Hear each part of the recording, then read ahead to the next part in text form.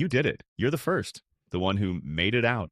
The success story your family tells at reunions. But nobody warned you about this part. You sit in your corporate office, staring at a salary that would have made your grandmother cry happy tears. 6 figures. Benefits. A title that sounds important when you say it out loud. Your coworkers talk about their spring break in Aspen. You nod along. You've never seen snow that wasn't on TV. They complain about their parents' expectations. My dad wants me to take over the family business. My mom keeps asking when I'm buying a bigger house. You stay quiet because your dad doesn't know what your job actually is. And your mom still asks if you're eating enough. Success tastes different when you're eating it alone. You drive back to the old neighborhood for Sunday dinner. The streets get narrower. The houses get smaller. Your car feels like an apology. Look at you, Mr. Big Shot. Your uncle says. He's smiling, but there's something sharp underneath. Your cousin asks if you can hook him up with a job. Your aunt wants to know why you don't visit more. Your mom brags to the neighbors, but quietly asks if you're happy. You are, aren't you? At work, you're the diversity hire success story. At home, you're the one who thinks he's too good now. Nowhere do you get to just be. Your college friends don't get it.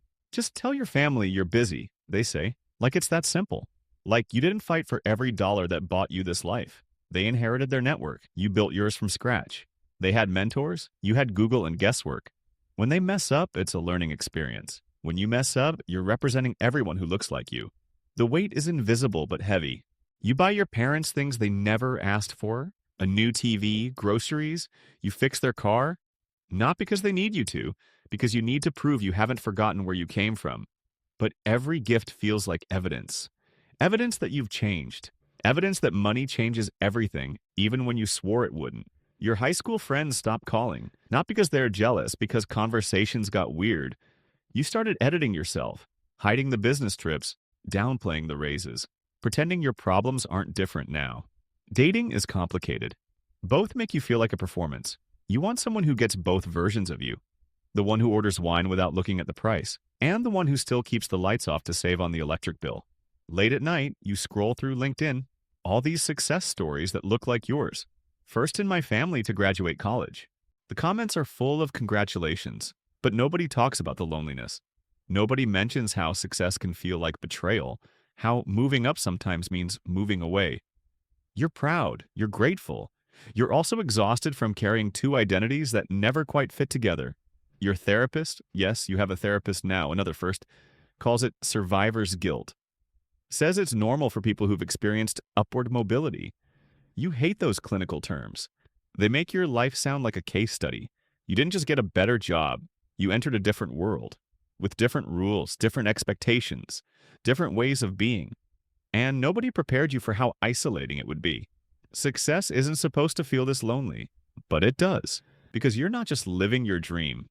You're living everyone's dream, your parents' sacrifices, your grandparents' prayers, your community's hopes. That's a lot of pressure for one paycheck. You love your family, you're grateful for the opportunities, but sometimes you fantasize about being normal, about having problems that don't represent an entire bloodline, about success that's just yours. You're the bridge between two worlds, and bridges don't get to choose which side they belong to. They just hold the weight and connect what was separated. But here's what nobody tells you about being the first. You're also the example, the proof that it's possible, the map for everyone coming behind you. That matters, even when it's heavy, even when it's lonely, even when success feels more like survival than celebration. You made it. Now you're making it possible for someone else. That has to count for something, doesn't it? But if you think this feels bad, wait till you find out how life is as someone making $100,000 but still living. Paycheck to paycheck, that's next.